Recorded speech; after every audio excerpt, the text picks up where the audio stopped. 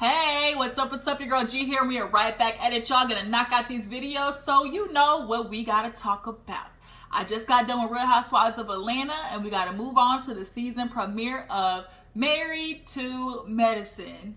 Paige and Dr. Jackie. Married to Medicine seems like there's gonna be a little bit of issue with Mr. Dr. Heavenly. And a part of me is excited. I'm not gonna lie, y'all. There's two people that I definitely take issue with the most on this cast, and it is Toya and it's Dr. Heavenly. I like Dr. Heavenly. I do. But her antics and some of the things that she does and the way that she speaks, and Dr. Heavenly has her ways that definitely will get a bitch punched. Point blank, period. So let's go ahead and get into the episode and talk about it. If you haven't seen it yet, my Real Housewives review is up, so make sure to go check that out. But let's go ahead and get into the episode. I watched it like 1.5 times, y'all. I literally watch all these shows like 1.5 times. So if I missed anything, I apologize. But yeah, okay, y'all. So we open up the episode with Dr. Jackie, Paige and Dr. Jackie, Dr. Simone, Contessa, Quad. And that intro always kills me because it's like Dr. Jackie, Dr. Contessa, Dr. Heavenly, Toya. Like, Toya ain't got no title by her name. It's just Toya. Oh, Lord, Toya. Bitch, I'm going to get into you this season. I know I'm going to get into that ass this season.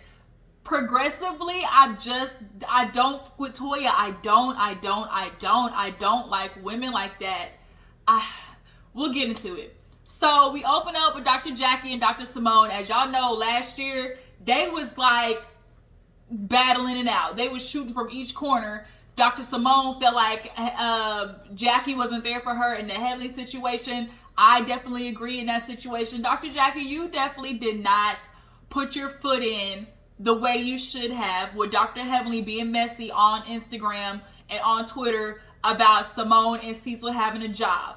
Heavenly was messed up for doing that. I'm sorry. That definitely was, and her excuse was, well, people are already talking about it. When you somebody's friend, you don't do no shit like that. I'm sorry. Like, in that situation, Heavenly should have bit the bullet and saying, you know what, I took it a little too far with making the jokes, because you know that Simone told you something in private.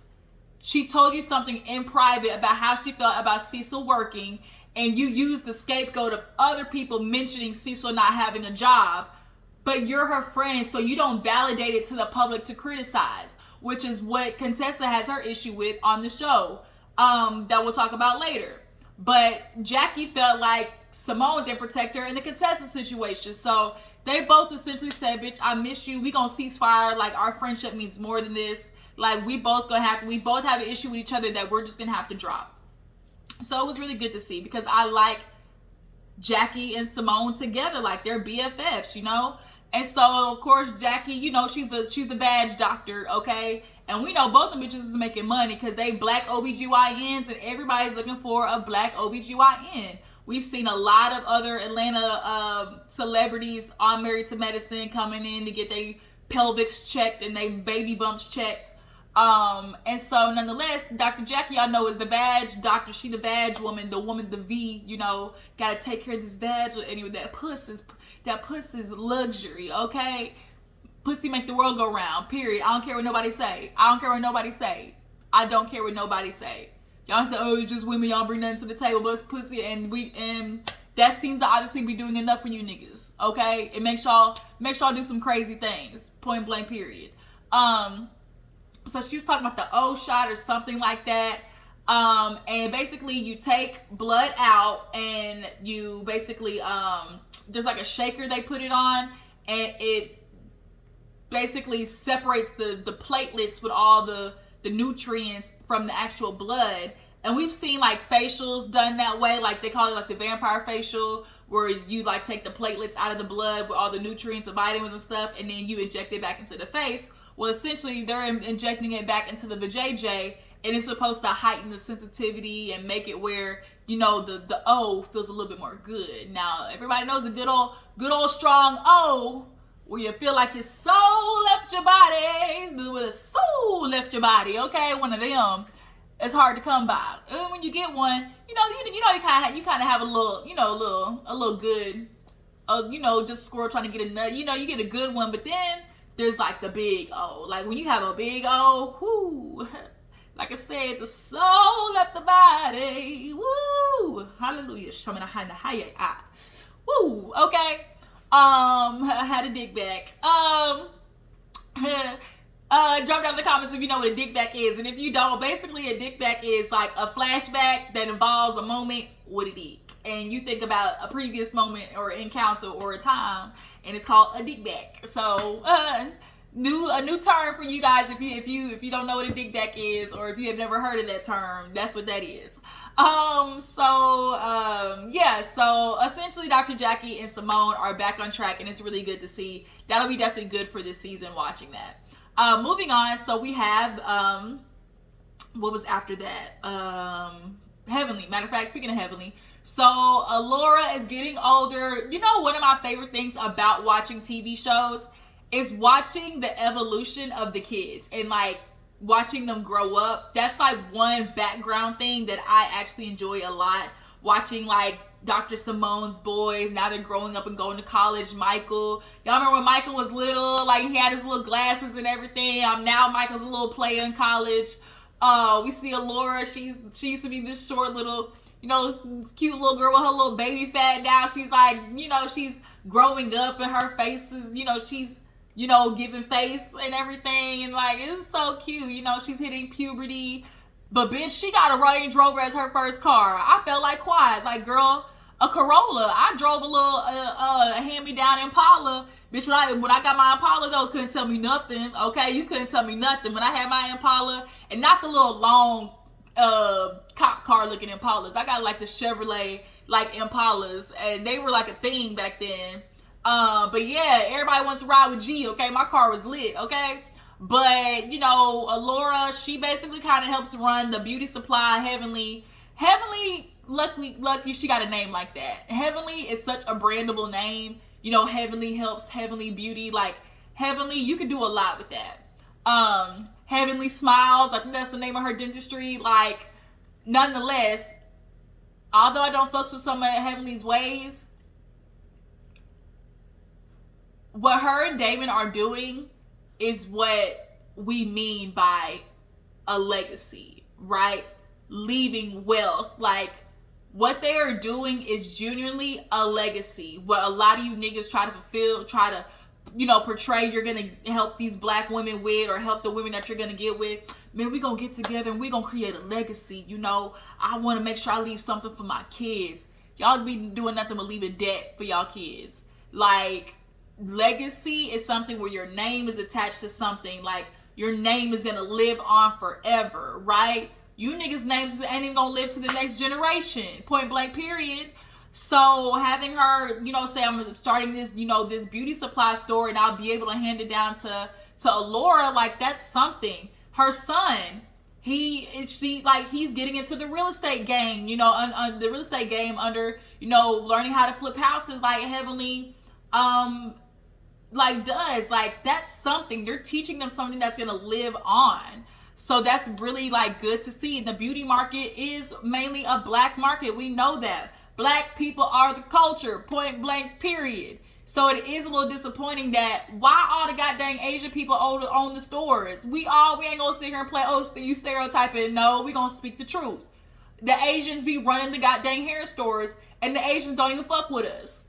The only time they want to mess with us is when they start ending up experiencing, the minority disparage that they seem to forget that they're a part of because they're proximity to whiteness.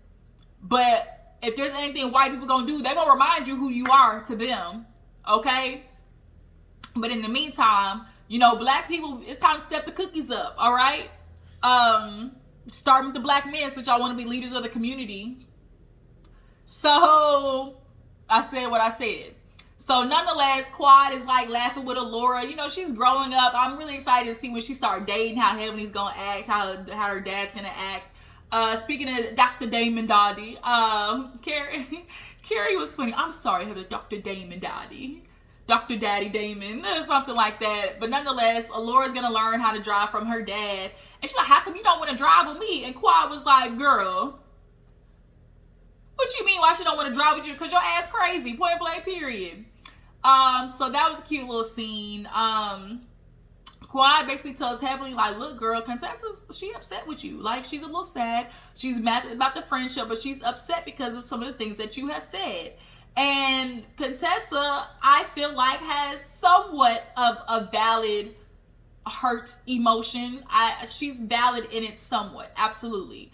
And Heavenly has definitely gotten away through the years with saying, you know, she's out of the group. There's always that one friend that gets the, man, you know this how she is. Like, man, you know she always been that way, and they get that as their excuse. Teresa for Real Housewives of New Jersey, that's her. Sonia and Ramona for Real Housewives of New York. Vicky Gunvalson from Real Housewives of Orange County. Heavenly from Married to Medicine. You know, Kenya or Candy from Real Housewives of Atlanta. There's always like that one girl that gets to have the, man, you know, it's just how she is, scapegoat card. And that's Heavenly. And at some point, that's not cool, because now the person feels like they're only going to get badder and badder or bigger and badder with how they treat people, because they always do get that, just the slap on the hand for what the stuff that they do. And we ain't not gonna sit here and lie, say Heavenly over the years hasn't done some inappropriate shit that hasn't deserved for her to get her ass cussed out, or at least, you know, get her read the fuck down with her Dr. Daddy.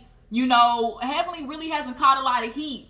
So I'm not mad that she's getting it this season. Now, Contessa, that's not going to negate some of the other stuff I'm going to say about you next. But nonetheless, Heavenly is now aware that Contessa is not fucking with her. And she realized, she's like, man, she just ghosted me after reunion. You know, I thought we was okay. But you keep talking on YouTube. That's the goddamn problem. So moving on, speaking of Contessa, we see Contessa working out with this big old meat packet of a man. This big, I hate when dudes are that big. Like, don't your shoulders hurt? The shit look tight. Like, don't you wanna relax? Like, damn, the shit look like it hurt. But she is doing fitness modeling. And there's always a moment in life where there's always one woman who leads into fitness modeling to try to get her life together. But she's doing that, and she basically discusses how, you know, she was ready to go. She was getting ready to sign the papers. She told the kids about a divorce. She found a new house. But, old dude, Scott, his old punk ass didn't want to sign the papers. So he basically said, I'm not going to sign. I'll finally go to therapy. And now he claiming, oh, therapy, you know, had it not been for me in therapy, you know, she probably would have been standing here alone today. Yeah. And what's annoying is men will need therapy and women will beg and beg for them to go and go. They might go one time and they be like, oh, I went. But it's like, no, therapy, you got to constantly go back. And they avoid therapy at all costs, typically until the woman leaves or threatens to leave that niggas want to take their ass and sit in somebody's chair. And I get so pissed off because men, black men, y'all want to talk about y'all's mental health being trash, but y'all don't want to do anything about it. Y'all don't go to a therapist. Y'all don't get a life coach. Like, y'all don't find a mentor. Y'all don't find anybody to help in facilitating you getting your mental health better. And y'all be like, oh, she needs to be my peace. Nigga, be your own peace. Be at peace with yourself. Like, it pisses me off. And Scott, you can tell he's dealing with something mentally. The way he was treating Contessa, the way he was talking to his kids, basically downing Contessa in front of them. Like, you lying about getting a therapist, lying about you messaging the women on the DMs. Like, fuck that. Y'all are in a volatile situation that's unhealthy as fuck. And it's very telling that everybody else was watching y'all's relationship and they have helped other couples fight for their marriage. You know, they helped, even though Cecil big ass cheated on Jackie, you know, they helped in saying, Jackie, you know what, fix it, you can fix it with this man. There have been relationships that have came back from affairs. With Simone and Cecil, what Simone and Cecil really had was just miscommunication issues, and the couples around, you know, made them fight for that shit, and they're good now. But for some reason, we get to you and Scott, and everybody's like, bitch, you might want to go. You might want to go. The fact that everybody's doing that, Contessa, says something. It says something. But nonetheless, the kids and him roll up, who this man? Who that hoppo? And nonetheless, you know, Scott, he needs to get his shit together. I don't buy the evolution of a man 6 months into therapy, because he couldn't have been in honesty that long. He said, yeah, we don't fight as hard, we don't fight as bad, we're doing better with communication. I'm like, okay, we'll see how long this holds up. Because Scott, we'll see how long this holds up. Because the minute, he sees Contessa, or he has to maybe try to have to suffice or sacrifice, compromise again with, Contessa doing all this, stuff with the bodybuilding and whatnot. Like, it's coming. But nonetheless, Contessa talks about how Heavenly pissed her off because she basically talks smack about her and she doesn't like it. And would I consider it talking smack? No, what Heavenly said. Because she got asked the question, do you think that Contessa's in an abusive relationship? And she simply said, no, not physically, but mentally and emotionally. We saw the shit. Everybody can agree that Scott was mentally and emotionally abusive. Anytime that you are not taking the other person's emotions or mental health into consideration and you're only doing detriment to it, that's mental and emotional abuse. You are verbally abusive the way that you talk to her sometimes. And a lot of people sometimes don't want to put a title on what the actions that you're receiving from your spouse or from your partner. Like, you don't never want to throw the abuse in there because nobody wants to admit that they're in an abusive situation or that they're deciding to stay in an abusive situation, especially with kids. So Contessa doesn't want to use that word. And also on top of that, I think it's just it's always a woman's gut reaction to want to put the Captain Save-A-Ho cape on and make sure that, he doesn't look that bad. Like, he's not that bad. But girl, he's entertaining bitches in the DMs. Like, it is that bad, right? So I just think she's trying to keep from Scott getting that title. But bitch, we see, like, you were in an abusive situation. But however, Heavenly, you being her friend, you can say that to Contessa all day. But I think it's like, to be somebody's friend, you can't validate it to the public because that only furthermore helps them criticize something to her that she's already struggling with, and we can think that all day. We know that's what she's dealing with all day, but to validate it to the public, you're only adding fuel to the fire. And that's why I can understand Contessa being upset. It don't negate the fact that, Contessa, you got other anger issues that I'm sure you're going to take out on everybody, including Heavenly, and that she's absolutely right in what she's saying, but two truths can exist at the same time. Moving on. Toya cut it the fuck out. Toya's buying and selling houses left and right like it's a goddamn HGTV channel. Now it's, the house is too small. The pool was too small. We need a tennis court. Bitch, it's a tennis club down the street. Find a tennis club down the street. You acting like your kids gonna be playing tennis every day. Your kids are not the boy version of Venus and Serena Williams. What the fuck do you need a tennis court for? Keeping up with the Joneses is how you got in the money issue that y'all had like season 3, 4 or something like that. Then you threw a get out of the red party. Girl, you are working your husband to the bone, Toya. How have you not seen that? He's trying to help people. Remember, he got upset. He was like, Toya, our biggest bill is this house. Because they got that one house that one time, the big one. And she just loved it. But it's like, bitch, we got bills, we got necessities, we got priorities. And like, you want to always keep the biggest house on the block. And it's like, girl, are you even help put in on this man? Are you helping put in on this man? I know you're getting a little check, from housewives. But I'm pretty sure, Eugene, as most households, like the men at least take care of the mortgage, like the big bills. And the women kind of do like utilities, the groceries, stuff like that. That's how most houses go. So I'm just going to assume that's how it's going. But Toya is living her best housewife life. And then you mad that your nigga's having to work 24 hours, like literally 20 out of 24 hours a day. He comes home, he's tired. He just had to work the pandemic. Like, the nigga is tired. Give your man a break. And you're always just constantly nitpicking at him. You don't talk to him respectfully. When you did that shut up and put a biscuit in your mouth, you threw that biscuit at him because he called your ass out. Then you want to start crying and blame it on your birth control. Bitch, just say you was wrong. Toya has been getting on my nerves for years now, for seasons now. You've been on this show, have accomplished nothing outside of being a house, like, a woman who's married on the show. You ain't got no business out the show. You ain't got nothing to advertise on the show. Like, how is it that everybody seems to be having something to accomplish and to do? And then we get to you, Toya, and it's like, ooh, I like to drink wine and look good all day. Like, girl. arguing in front of your son. The man's like, damn, can I come home to some peace? He like, damn, I just got done with a stressful situation. You come in and you already come with the bullshit. Like, Toya, he made it in the house like 5 minutes. Your son is on the elevator. Like, you could you couldn't greet him. Like, it was sad actually. Like, really sad, because you could tell he was like, damn, like, Toya, I kind of deal with a lot and I want to come home, unwind, and you sitting there yelling. This is a black household. Girl, be open to change. Like, Toya is so stubborn and not willing to change. I'm not surprised when I saw in the trailer that Eugene was like, I don't know how much more of this I could put up with.